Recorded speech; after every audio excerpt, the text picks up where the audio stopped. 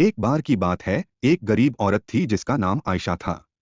वह एक छोटे से गांव में अपने माता पिता और छोटे भाई बहनों के साथ रहती थी।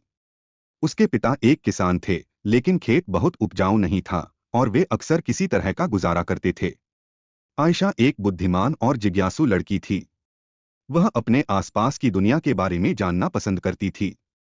वह एक वैज्ञानिक बनने का सपना देखती थी, लेकिन वह जानती थी कि अपने परिवार की वित्तीय स्थिति के कारण उसे अपना लक्ष्य हासिल करना मुश्किल होगा। एक दिन आयशा के पिता बीमार पड़ गए।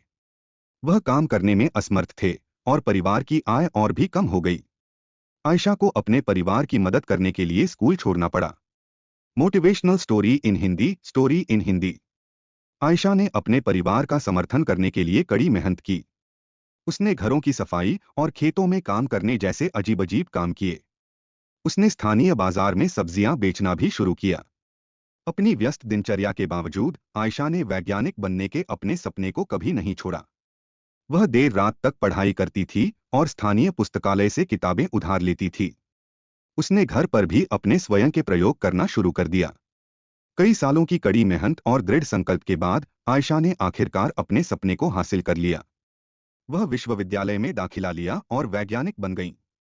उन्होंने विज्ञान के क्षेत्र में महत्वपूर्ण योगदान दिया। आयशा की कहानी हम सभी के लिए एक प्रेरणा है। यह दिखाता है कि अगर हम अपने दिमाग में रखते हैं और अपने सपनों को कभी नहीं छोड़ते हैं, तो कुछ भी संभव है। यह भी दिखाता है कि हमारे जुनून का पालन करना महत्वपूर्ण है, भले ही यह मुश्किल हो।